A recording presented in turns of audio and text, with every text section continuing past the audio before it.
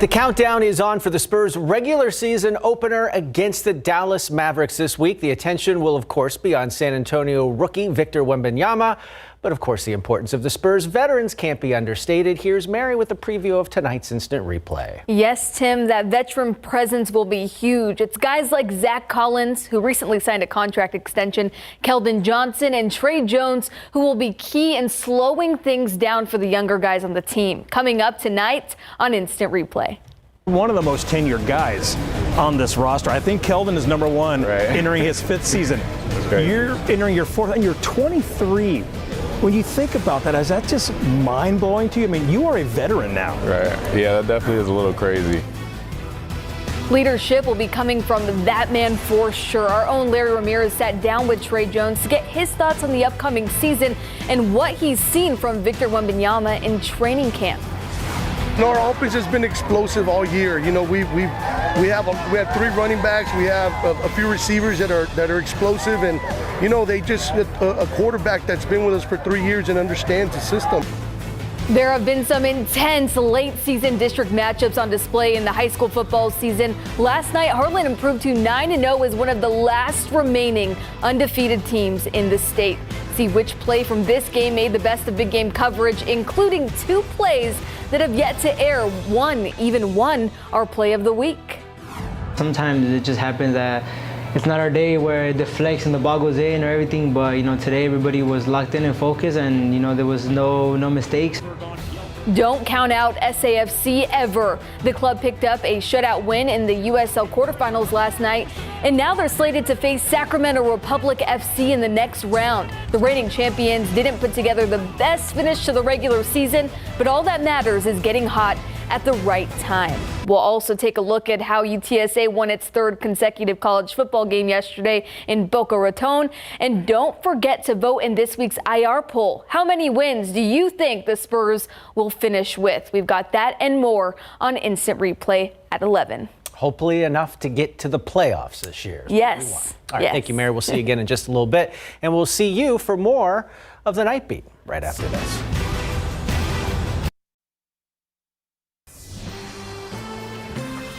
It's a controversial policy within the Alamo Heights Police Department. That department taking pictures of drivers even if officers don't cite or charge them with a crime. Yeah, we found out about this after an Alamo Heights police officer pulled over a KSAT reporter. KSAT investigates. Dylan Collier looks into the practice and the civil rights concerns it raises. The person behind the wheel of this car being pulled over is a familiar face to KSAT viewers. Reporter Jonathan Cotto. I'll be on the 100 block of East Castano. The award-winning journalist was stopped near Alamo Heights High School September 4th. An AHPD officer apparently spotted that Cotto's registration sticker was expired. Yes, actually, I just got my state inspection done. Okay, you have your driver's license and insurance? The officer gave Cotto a warning, but as the 4-minute traffic stop concluded... I do got to get a quick picture. If you could just look right here. Thank you. What's the picture for? Let's just say that you were the one driving when I stopped you. It's not going to go post it nowhere. Yeah, I work for the news. It just didn't feel good. Cotto, who again was given a warning and not a citation, said the incident unfolded so fast he didn't have time to challenge what was taking place. Having a person of authority, taking your picture, I didn't really, there wasn't enough room for question. KSAT Investigates asked for a copy of all photographs taken of motorists by Alamo Heights Police from September 2021 through early last month. Officials confirmed the nearly 10,700 records taken over the past 2 years are maintained by a third-party vendor off-site, but have not said how many contain images of drivers. My initial legal reaction is this is constitutionally suspect. Civil rights attorney Rebecca Weber said the Alamo Heights police practice may run afoul of the Fourth Amendment. It protects citizens from unreasonable searches and seizures by the government. Then there's this, the policy itself, which states the images are used for photo identification for potential suspects involved in crimes that have yet to even be reported. Is this actually helping the community, or is this just setting them up for a huge lawsuit. Weber said the officer who pulled over Cotto appeared to violate her own department's rules for taking a photo without giving him a chance to object. AHPD officials refused to make Chief Richard Pruitt available for an interview, stating they answered our records requests and had nothing further to add. What we've seen across our country and where we've been as a country, I think police departments should do everything in their power to work with the community they serve. And taking photos of people is something that's very antagonizing and triggering. KSAT Investigates looked at the other law enforcement agencies in the San Antonio area. The two biggest agencies, SAPD and the Bexar County Sheriff's Office, have no such policy of photographing motorists. The Castle Hills Police Department does. Its chief defended the practice, claiming that a warning is still considered a court document. Universal City and Live Oak Police photograph motorists, but only in instances when the driver doesn't have a driver's license. For KSAT Investigates, I'm Dylan Collier. To Detroit now, where police are still searching for the person who murdered a synagogue president inside her own home. Police found Samantha Wall with several stab wounds yesterday. She was known for her work in the Detroit Jewish community and her career in state politics. The 40-year-old had led a downtown synagogue since 2022 and was a former aide to Michigan Congresswoman Alyssa Slotkin and a former campaign staffer for Michigan Attorney General Dana Nessel. 3 days after taking a guilty plea in Georgia's election interference case, former President Donald Trump is now claiming Sidney Powell was never his attorney. Trump making that claim on a social media post early today. Despite his claims, Powell was briefly an official member of Trump's legal team back in 2020, and the former president stayed in contact with her on election-related matters even after she left the Trump campaign. Powell has agreed to testify against her co-defendants in that case, which includes the former president. The son of the Nashville, Tennessee police chief is accused in a shooting that sent 2 officers to the hospital. The officers were investigating a suspected stolen vehicle when they encountered John Drake Jr. That altercation got physical, and police say Drake pulled out a gun and shot the officers. One of those officers still in the hospital, and Drake Jr. still on the loose. Chief John Drake says he and his son have been estranged for years. The political drama continues to unfold on Capitol Hill as Republicans struggle to find a candidate who can get the required 217 votes needed to become Speaker of the House. ABC's M. Wayne in D.C., where GOP lawmakers will return to the drawing board tomorrow. The field of candidates vying to become the next Speaker of the House is growing larger. After 3 failed votes on the House floor, conservative Jim Jordan was forced out of the race by his GOP colleagues who voted to remove him as the nominee. This is probably one of the most embarrassing things I've seen, because if we don't have a Speaker of the House, we can't govern. At least 9 Republicans are now vying for the position, including House Majority Whip Tom Emmer, Representatives Byron Donalds, Kevin Hern, and Mike Johnson. Emmer is seen as the immediate frontrunner, but he's disliked by Donald Trump's congressional allies after he was one of 64 House Republicans who voted to uphold Biden's electoral votes in 2021. Former Speaker Kevin McCarthy telling NBC, "We need someone who understands how to do this job. He sets himself head and shoulders above all those others who want to run. We need to get him elected this week." Despite McCarthy's support, it's not clear if the Minnesota Republican can secure the 217 votes he needs. Former Speaker Newt Gingrich telling Fox News Republicans should go in a room and not come out until they have a candidate who can win. Stay there. A very simple test. Can you get 217 votes? They shouldn't bring anybody out until they have 217. Without a House Speaker, no legislation can be brought to the floor, including the $100 billion foreign aid package President Biden requested, which includes funding for Israel and Ukraine. Republicans will hold a forum Monday evening behind closed doors, where they will hear from each candidate before an internal secret ballot Tuesday morning to select a candidate. A vote on the floor could come Tuesday afternoon. M. Wynn, ABC News, Washington. Back here at home, let's go outside with live cam. Temperatures starting to fall into the upper 70s here in San Antonio. It is humid and it is muggy. We're talking about the power of humidity. Yesterday morning, we had an official low of 59 degrees here in town. It was cool. Today, though, earlier this morning, because of all the humidity in place, the best we were able to do was 70 degrees. It's actually 12 degrees above the average for this time of year, and it was a warmer than average afternoon, 87 degrees. We did have a few spots climb into the low 90s briefly. New Braunfels hitting 91, Cotulla 93, same over in Laredo, Del Rio hitting that 90-degree mark as well. Mid-80s still expected as we head into the upcoming work week with those spotty chances for rain and a couple of stray thunderstorms possible. We'll talk more about it and get you some more details coming up in a little bit later.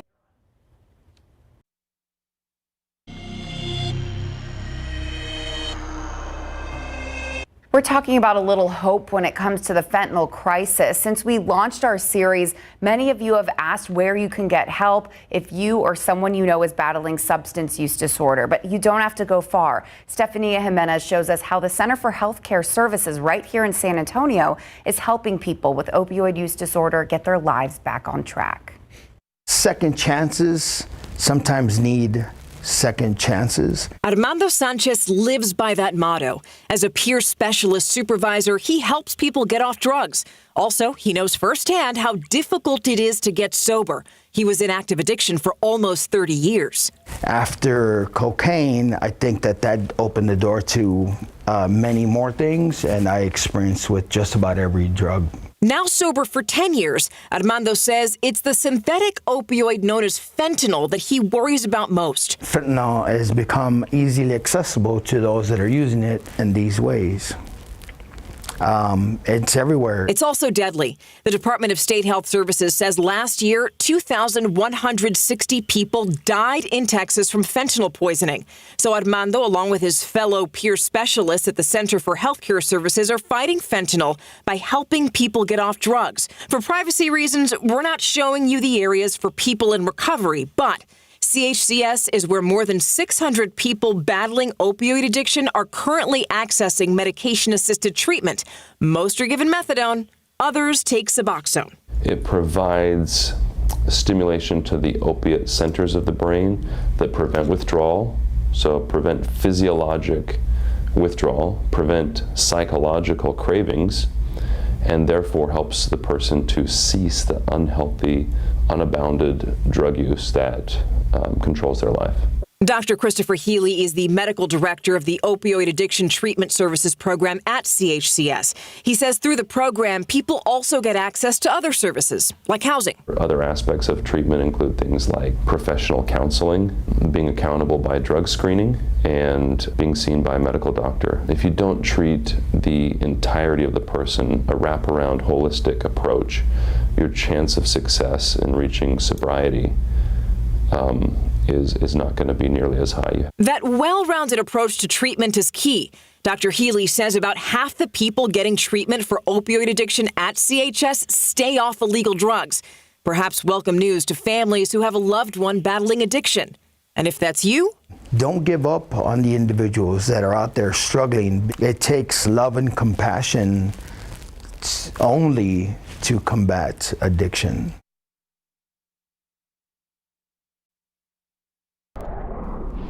Okay, so we know it's humid. We'll stop being negative and complaining because we do have those rain chances. There is that. It's a little glimmer of optimism on the horizon. I'm trying. Thanks, Court. Thanks, Courtney. You're welcome, guys. We appreciate you so Here much. for your silver lining whenever you need it. Yep, so the humidity, all of the moisture in place, that's what's going to help spark these spotty rain chances over the next several days. But all of that humidity is moving into the region via a breezy southeasterly wind. Take a look at peak wind gusts across south central Texas today, especially this evening. You've noticed that wind pick up just a little bit more, 28 miles per hour. That is our peak wind gust that we have clocked in here in San Antonio, 29 miles per hour out west in Del Rio, 24 over there in Hondo. I do anticipate those winds to get a little bit more windy, especially Monday evening into Tuesday and Wednesday as well,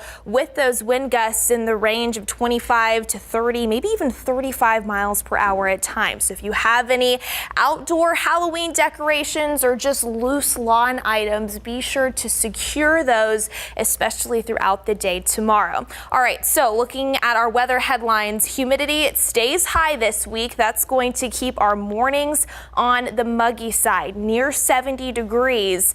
We really don't have any cool and crisp fall-like mornings in the forecast over the next 7 days. As we head into the afternoons, highs still in the mid-80s, especially throughout the first half of this week. Very spring-like, but those rain chances are in the forecast, not for everyone each and every day, but we've got it at about that 30% potential for the most part. So here's a look at our dew points right now.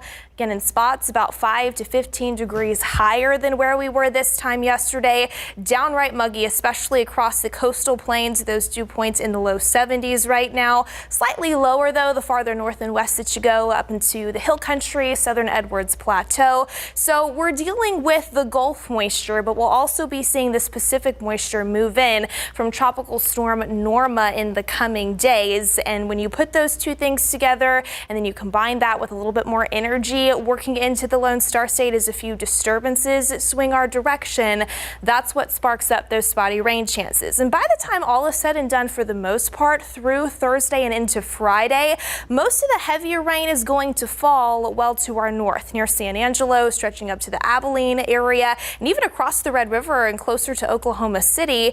But still, we'll be monitoring the radar over the next several days here in south central Texas. Go ahead and put the rain gear in the car should you briefly need to use it, but just know you're likely not going to need to use it each and every day. So once again, here's your future cast. Before the sun comes up tomorrow morning, just a few isolated light showers possible. More of the same by morning commute time.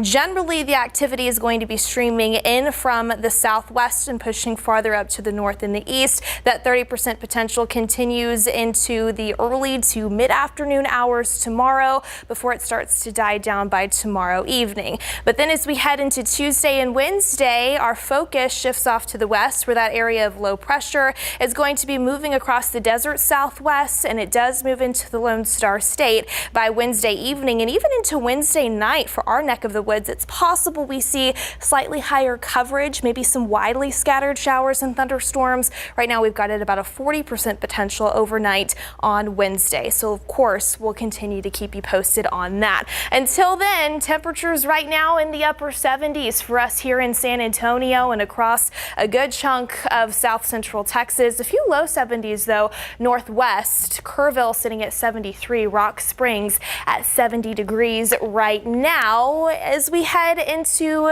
the upcoming work week again, it is going to be spring-like in the afternoons and very muggy mornings. We'll monitor for some more changes heading into next week. And I'll leave you with this, a beautiful sunset photo, at least from Calaveras Lake. Thank you all so much for sending those in to KSAT Connect. It's pretty, Tim, isn't it? It is pretty. That's positive. Now Feel I'm gonna better? ruin things, yes. The Swifties took over the theaters last weekend, right? Well, they scared away all the competition. Could they get beat back into submission and back into their seats? They've been dancing all over the place in They that have. movie. By a new Martin Scorsese film with DiCaprio and De Niro. We'll find out next.